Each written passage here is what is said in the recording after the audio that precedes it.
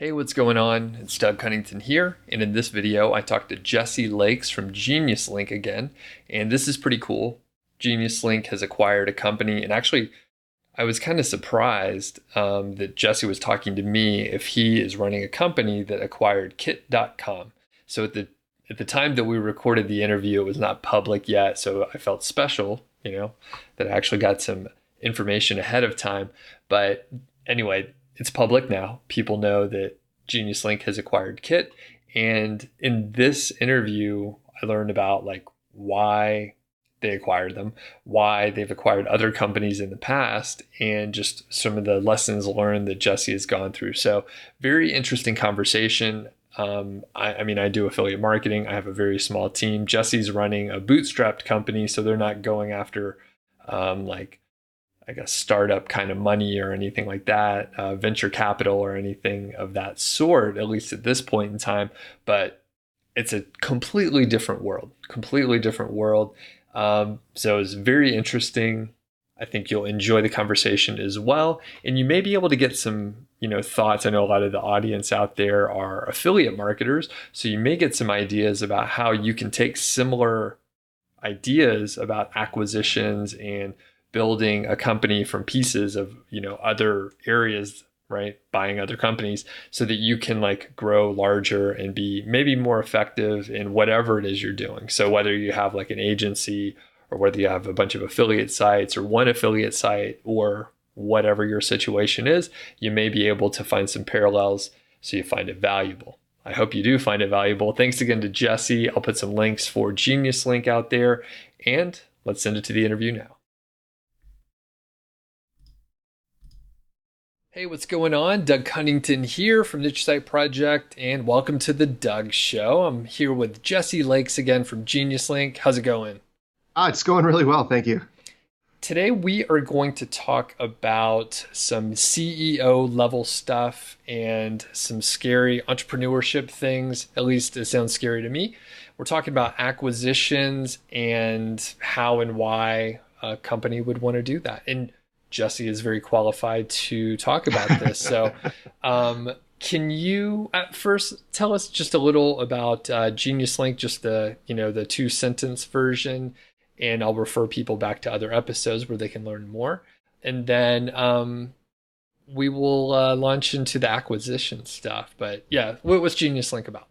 Sure. So we call ourselves an intelligent link management platform, but kind of the big value add probably that's going to resonate most with your audience is we help websites, publishers, creators take a single Amazon link and make it work across all of Amazon's global infrastructure of 15 different storefronts and 15 different affiliate programs. Perfect. And Geniuslink has acquired a couple companies at this point. So can you just talk about that? I mean, for a lot of people, just having a company and a few employees seems kind of overwhelming. It sounds overwhelming to me. It is overwhelming. No, you're absolutely right. Yeah, I'm sorry to interrupt you, but I need to emphasize that point. You're 100% spot on there. So it sounds overwhelming, and then it sounds, I would say, bananas to acquire another company, especially a couple of the ones that we're going to talk about today. So what brings you to the point where you're thinking, hey, I'm going to try and buy another company and integrate them together? So for both of the opportunities we've had, they really were opportunities. We're a bootstrap startup. We don't have really rich people giving us lots of money. The money that we have is money that, we had to work really hard to, and we made a conscious decision to keep it in the bank account of the company instead of putting it in our own pockets. My co-founders and my team and I. So yeah, we do it because we think it's the right move. It's really the right opportunity where you see other companies that are especially right now in the news you're hearing about companies that are buying up other smaller companies to create moats and create leverage and kind of keep their competition at bay. And that's not why we've done it. And I'm sure there's a million different reasons why you would do an acquisition, but for us it was really the right time, the right place, the right opportunity, and the pieces really kind of fell together. All that being said, we had our 10th birthday not too long ago, and we've done 2 acquisitions. So we don't move fast, but we move targeted. We're strategic, I guess. Awesome. Now, it sounds like one of them was sometime in the past, but one of them is I'm not sure the ink is even dry yet. So can you mention the Yeah. latest acquisition here? Yeah. So we just acquired Kit, so KIT.com. It's a fairly popular platform for influencers and creatives to share and curate the different products that they love. Yeah, we're really excited about that. The ink has dried. We will be announcing it publicly. Well, we'll have announced it publicly by the time the audience is listening to this. Very cool. Congrats. Thank you. Can you walk us through like the process of like this kit.com acquisition? Sure. Yeah. So taking a huge step back. So before GeoWrite, so before Geniuslink, the company was called GeoWrite, and before GeoWrite, I spent some time at Apple. I was on the iTunes marketing team.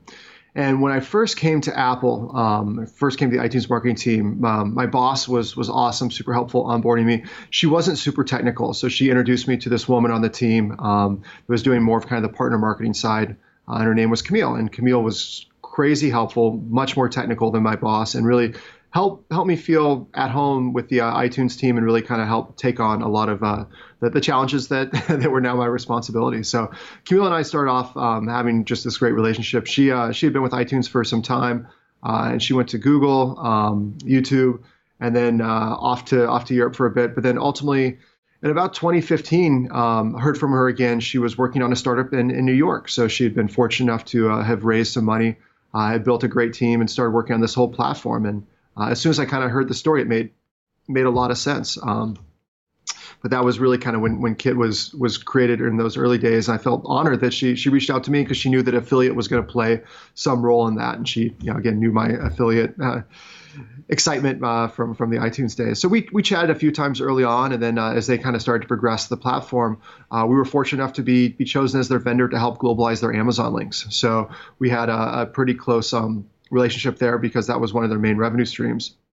It was running through our platform. We had the relationship, so really was able to kind of watch, from the front street or from the front lines of Kit, really grow and do some really cool things. Unfortunately, the team put a ton of effort into it. They built what I think is an amazing platform. When you're venture backed, you're playing a very different game than what we were playing. Kind of being bootstrapped, kind of doing it at our own pace. So. Unfortunately, raising a seed round is a challenge, but raising a Series A is a real significant challenge. As I understand, the pieces didn't quite work out, but thankfully, Patreon, the good old Patreon, was there and did bought up the Kit team and the Kit asset. So Patreon took it on a little over 14 months ago, and the site ran. Unfortunately, though, we were seeing that it wasn't quite getting the love that it had gotten before. So again, had that easy proximity to Camille, was able to reach out, have some conversations. She was pretty busy at first, but we're able to really kind of connect. And in December, we just started the conversation. What would it look like to for us to try to give Kit a home? And it was we again bootstrap company. We don't we don't have a ton of money. We try to put money in the bank when we can. But we invest a lot of our money back into the team and back into the technology to continue to grow. So it was a bit of an awkward conversation of, you guys played, with lots of zeros in those early days. We don't have those zeros, but again, we have some really cool technology. Our audiences overlap. We work with a lot of creators as well. Obviously the technology overlaps as well. You're using our technology as a monetization platform, but what would this look like? So it was a slow start to the conversation. There were some different stakeholders that kind of had to be brought in, but as it really kind of started coming together, we saw opportunity. Kit has huge potential. Hopefully we can get it there, but we're not in it to make money off of it. We're in it because we think the platform's cool. We think it's very complementary to what we do, and we love the audience. So anyway, I'm going off on a tangent here. Get me back on track. No, that's amazing. So you had a relationship with like smart people from the Apple days, and it sounds like people that get into Apple are usually doing interesting stuff, and they progress and they meet other interesting people. It's amazing. So this was about like just the relationships that you had and just understanding like the good overlap of the audience and that sort of thing. And if there's one thing, if there's one lesson that I can take out of it from where we're at right now, it is about those relationships. It's about giving, maintaining, helping. I spent hours talking to Camille early on about what I understood about the Amazon affiliate program and just affiliate marketing in general. And that whole give first mentality, thankfully has come back and paid off in a significant way. But yeah, network, help people, just stay connected, and opportunities will appear.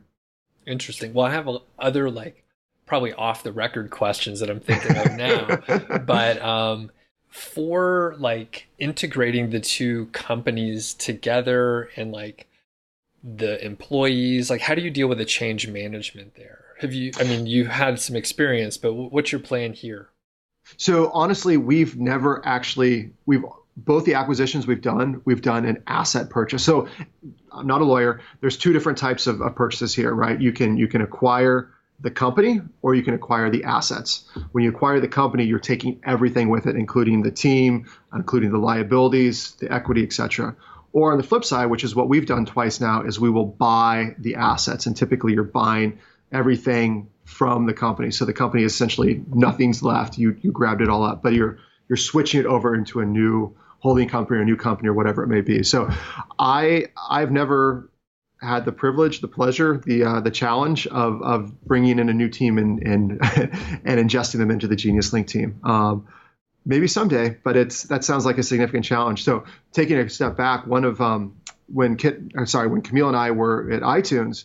iTunes had just done an acquisition. I'm totally spacing out the name now, but it was a music service. This is 2010, 2011, but it was a music service that had a pretty huge fan base, and it was really kind of interesting to see how all of a sudden all the conference rooms in our building were full of this other team. They had been integrated over, and it was kind of a sad story to see that over the next year, 18 months, more and more seats in those conference rooms were empty. And it just, I think, I love Apple. I drank the Kool-Aid. They've been great partners for us. But I don't think they managed that acquisition as well as they could be from kind of that human capital perspective. Putting people in fishbowl conference rooms and asking them to work there for days, weeks, months. I could see that not being the ideal situation for people that had just left a startup they were quite passionate about. Yep. Sorry for the tangent. No. Well, I'm about to go on one here too. Like the other thing that happens, I mean, it's tough. I don't know how to manage it. And I would say you're lucky that you're not putting yourself in that position where you have to lay off good people that are doing good work. Because basically what happens is you have two teams, there's redundant jobs, and then what do? You don't need like three people to do the same thing. And the value for the company could be to consolidate things. But what I was going to say is I guess my career timing has been poor. So I guess no fault of my own, but basically I've had some, downturns. There's always recessions or whatever, but I was at a job where I had to lay off most of the team. They're like, hey, lay off most of the team. And then what they do? Everybody look out for this. Then they lay you off. They make you lay off your team, and then they come for you. And you're thinking, hey, I'm all right. They're having me lay off the other folks. So get ahead of the curve, I would say, and get out of there, because it's no fun to lay off someone at all. And make your boss boss do it. So we've that's the hardest thing I've ever done with Geniuslink, is we had to lay a couple people off about a year ago, and that sucked. It's such a, I think it was harder for me, honestly, than the actual person. But I made a promise. I hired this person, and now I have to tell them that I can't honor that promise. That really ripped me apart. So layoffs are a challenge. Better to operate as lean and as scrappy as you can for as long as you can. It was an ego thing, early on in my entrepreneurial days. I wanted to build the team as quickly as I can. When I say we're a team of 11, I say that proudly now, but before it's like, oh, you're a team of 18 or 20. I want to be that big. I want to be that cool. Don't overhire. That's a recipe for disaster. Yeah. It's so tough. Like you said, at some point it's a little ego coming into play, but yeah. Okay. So you're not having to manage, like integrating teams, it's just the assets. So in this case, it's like the website and the technology and software behind it. Hmm. Okay. Yeah, Any other assets, like any physical stuff, or is it all just like, it's all digital. Yeah, which pros and cons. There were some stickers and some matchbooks. Those got handed off. Some swag. So I guess that was the physical side of it. But yeah, it's all digital. The flip side, though, to be honest, is the brain trust. Software is written in a specific way by a group of people that think and operate in a specific way, and it's really challenging to look at some code and start to understand and piece those together. So the Patreon team has been amazing in working with us and really helping transition that. But we know that we designate a certain amount of hours that we get of their help before this is done. And when those hours are up, it's going to be hard. We're going to be on our own. They've really been great training wheels to help with that. But they built a really full tool. There's a lot of different aspects to it. So we're getting ourselves in in pretty deep here. I'm sure we're going to be surviving. I'm sure it's going to work out fine. But there's that brain trust is definitely one of the big benefits of bringing some team with you. interesting? Now, getting into like, I guess how it's going to operate. So you have this new asset. It stands alone, Mm-hmm. and it's using Geniuslink. Mm-hmm. So how are you going to like grow it? Like what's the plan here? So you have two different things that are operating independently. Yeah. So the first, we have to get the asset to a point where it can be break even. It's monetization was not their focus. They were focused on growth, which makes perfect sense. That's what VC-based companies do. We're not VC backed. We need to make sure this asset can hit break even as soon as possible. So kind of the first focus is taking the Geniuslink team, leaving some people to ensure that Geniuslink continues to grow.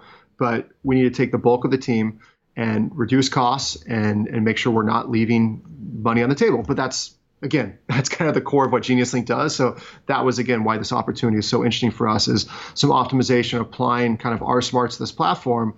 We think we can do both those things relatively quickly. Okay. Once those pieces are there, once we're break even, then that's kind of the phase two. Okay. And with the in you don't have to answer this too specifically, but like as it stands now with the number of say users on Kit and the number of purchases that you see as a trend, like is it just a matter of refining things down, distilling them so that you don't have so much waste and there's enough users to convert that over? Or do you have some growth to do before you can hit that break even point? So the growth is happening organically. That's one of the really cool things. Again, they built a platform that just grows itself, which is amazing. I can't say enough how how great of a job they do. It's a free tool, which I think definitely helps that. So I can't, I don't want to downplay what we've done with Geniuslink, but the site continues to grow. There's more traffic. There's more users coming on constantly, and there's some real challenges. So if you, I don't want to point fingers, but you go in, you have three different options on how to sign up.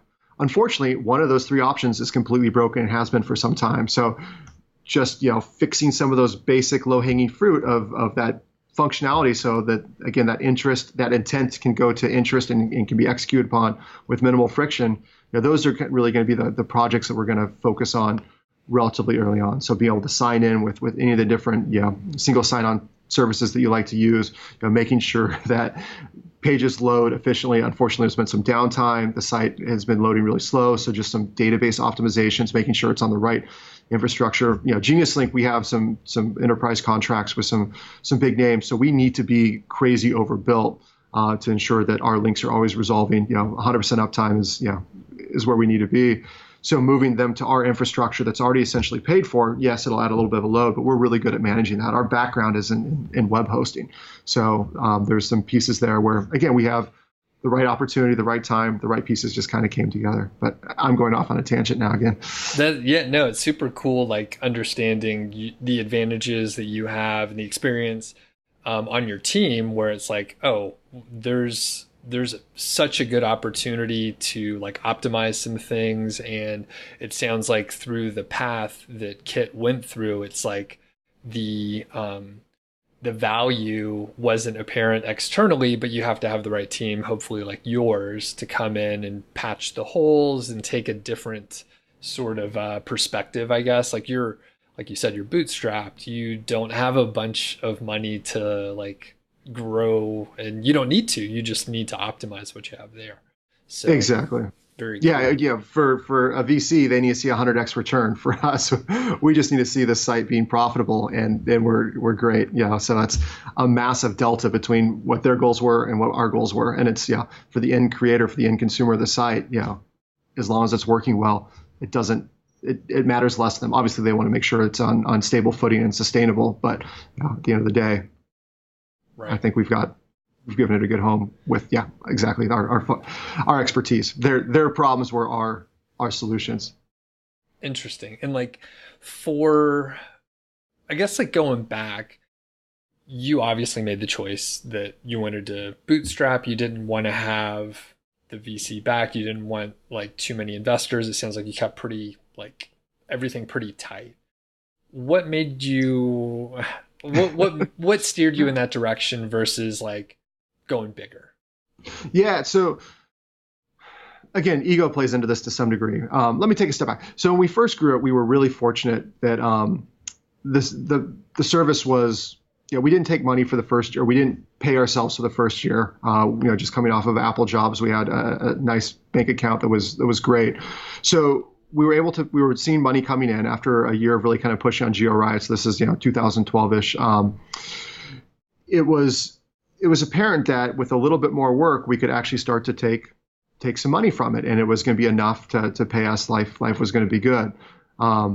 So because of that ability to kind of have built something nights and weekends and the time prior, but then be able to kind of come into it and be able to pay ourselves, it wasn't nearly as much as what Apple was paying us, but it was enough to live on. We were comfortable. I think kind of set us up in that mentality that, okay, this works. If we work hard, we can pay ourselves and we can have fun doing it. So we really kind of lived in that cycle for a while.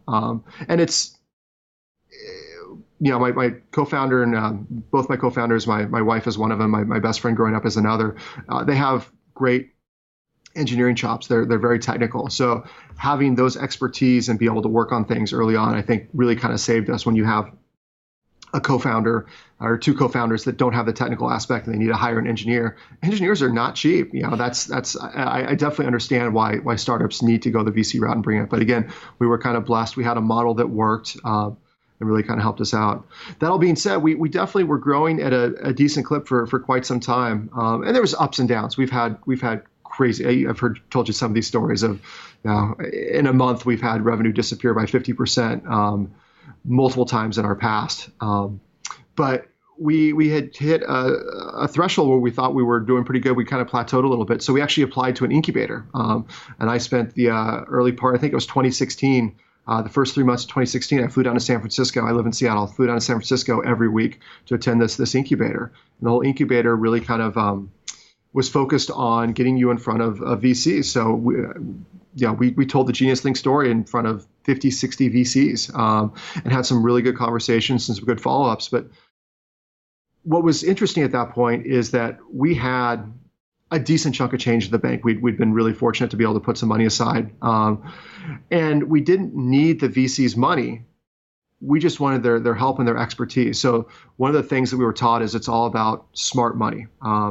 But we ultimately decided we don't need the money. We just want the smarts. So we put together kind of this advisory board, kind of built this group of people that play the VC game, play the angel game, know startups really well, but give them some equity in exchange for some help, direction, some adults to kind of keep us on the right path. But anyway, it's been fortunate enough that to date we've always been able to grow the team, do what we want to do without asking for other people's money. I've never had a plan where I felt comfortable asking for $1 million or $2 million to do something, because I know that we've got the money, we can do it ourselves in that amount of time. And it's easier.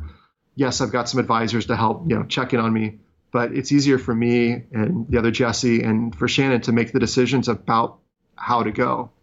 So anyway, again, long-winded response. No, that's perfect. I mean, it's so interesting. Like I identify well because it's nice not to have to answer to someone. So I I hear, like, obviously you want the help and the knowledge from experienced people that have seen whatever it is you're dealing with before. Maybe they can introduce you to people. I don't know Hmm. what all the things an advisor does, but at the end of the day, it's like if you want to do a thing or change the direction, like the three of you can figure it out. It sounds like. Absolutely. So very cool. Well, anything else to add around the acquisition, or if people are sort of in the position they're like, I'm thinking of maybe acquiring either a competitor or some other complementary company. What advice might you give them? As hard as it is, try to keep emotion out of it. Again, it's really exciting to say, oh, we acquired this company. That's as founders, right? Kind of the acquisitions, the exits. Those are the milestones that are most exciting, most important. So you spend all this time in the weeds, pushing, and working, and then this whole acquisition, exit, whatever you want to call it, or whatever side of the excitement you're on. Make sure that you don't get too tied emotionally into that, because it's unfortunate that you can start thinking with your heart instead of your head, and pieces can come together, and things can get ugly and interesting fast, from what we've seen. So be logical, weigh both sides of it. Don't do your pros and cons list, do your gap analysis, right? Yeah. Put together those notes, the spreadsheets. Make sure you're talking this out. Don't make these decisions, on your own. Get a good group of people to help you out. An awesome lawyer is a huge benefit, because they see things in a very different way than at least I see things. So, just be prepared to walk away. That's also going to make you a better negotiator at the end as well. Very good. Awesome advice, Jesse. Really appreciate it. Congrats again on the acquisition. Thank you. And we will have you back on soon. Really appreciate it. Absolutely. Looking forward to it. Thanks, Doug. Thanks again to Jesse, and I will put links for Geniuslink and Kit.com, of course. Do check those out. And if you're brand new to the channel, thanks for checking out the interview. Have a look at some of the other videos. I often talk about Amazon affiliate marketing, internet marketing in general, keyword research, that sort of thing. Sometimes there's some random vlog and travel videos as well. So if you like what you see, please subscribe, hit the bell for notifications, and all that business. So we will catch you on the next episode. And thanks again to Jesse and Geniuslink out there.